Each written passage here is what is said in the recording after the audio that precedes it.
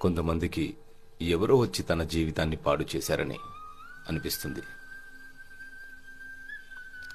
మనం రోడ్డుపైన వాహనం నడుపుతున్నప్పుడు మనమే కాకుండా చాలామంది వ్యక్తులు మనకు ఎదురొస్తుంటారు.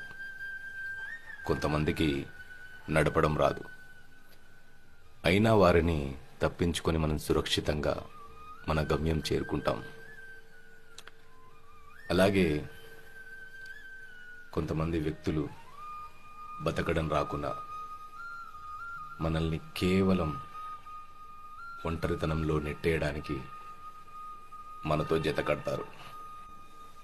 ప్రతి ప్రశ్నకు సమాధానం తప్పకుండా ఉంటుంది అనేది ఒక అబద్ధం.